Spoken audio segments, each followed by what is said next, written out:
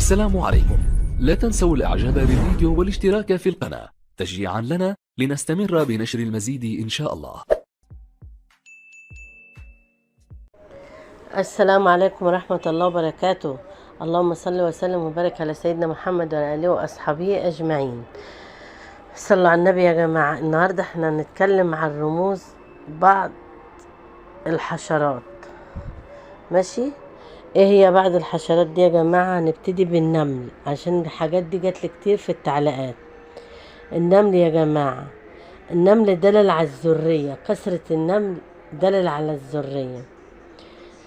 النمل لما تلاقيه في البيت كتير في أماكن كتير دليل على الحسد. النمل لما تشوفي نملة واحدة شفتيها في المنام طالعة من بيتك بالطعام، اعرفي ان في حاجة هتتسرق من بيتك، لانها نملة واحدة، يعني حد هياخد منك حاجة وانت مش واخدة بالك، فربنا بينور بصيرتك. النمل يا جماعة لو شفتيه بكثرة على السرير او في اماكن في بيتك بكثرة، ده اعرفي ان ده حسد، وحسد يعني حسد محسودة او منظورة جامد. طيب لو شفت ان انت بتتكلمي مع النمل او انت بتتكلم مع النمل، ده علو في شأنك في شغلك، او علو في شأنك في شغلك في وظيفتك. ليه؟ لان النمل في قصة سيدنا سليمان، لما سيدنا سليمان اتكلم مع النمل، ان انت تتكلم مع النمل ده علو في شأنك او في شأنك. تمام. طيب ده النمل يا جماعة. طيب لو شفت النمل داخل عليك كتير يعني داخل في بقه اكل، لو شايفه في المنام ان بقه اكل، ده بيبقى رزق داخل عليك.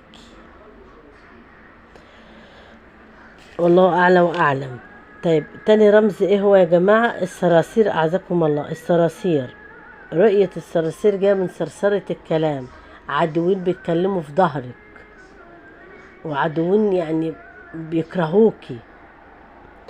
طيب لو بنت عزباء شافت الصراصير في المنام او شافت صرصار، تحذر شخص هي لها علاقة بيه بتحبه، او هيكون شخص جاي يتقدم لها ترفضه، لان هيبقى يعني تحذره، دنيء، شخص دنيء، شخص مش كويس خالص. طيب ايه الرمز الثالث يا جماعة؟ البرص. البرص يا جماعة، البرص ده لو شفتيه على السرير بتاعك، خيانة واحدة هتخونك، هتبقى خيانة. لو شفتيه على الفراش بتاعك على السرير بتاعك، دي خيانة، يعني هتخونك مع زوجك، او تحت السرير، هتردعك في حاجة، هتنم عليكي.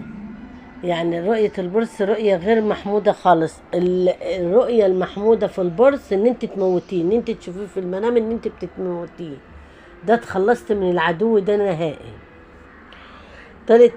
تالت رمز يا جماعة العقرب. العقرب لو شفتيه عدو بيغتابك وبينم عليكي، لو شفتيه على سريرك خيانة تبقى عربة، يعني تبقى مؤنثة، تبقى عربة بتخونك في واحدة بتخونك مع زوجك او بتخونك في عيشتك.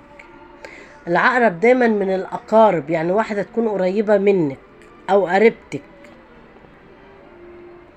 لو شفتها على فراشك على السرير تحت السرير، دي خيانة يا جماعة، ده العقرب يا جماعة، اللي بتنم عليكي، بتضرك في عيشتك، بيضرك في عيشتك، عزكم الله. دي رؤى الرموز اللي هي محذرة في بعض من الحشرات. يا ريت ما تنسوناش باللايك والشير وفعلوا الجرس، وعندكم كلمة الاشتراك بالاحمر يا جماعة، يا ريت تدوسوا عليها وتشتركوا في القناة، واللايك يا حبايب عشان يوصلكم كل فيديو جديد انا بنزله. واللي عنده اي استفسار يخش على الفيديو من تحت، او رؤية يكتب لي في التعليقات تحت الرؤية بتاعته، ان شاء الله انا اكون معاكم وهرد عليكم باذن الله. والله اعلى واعلم.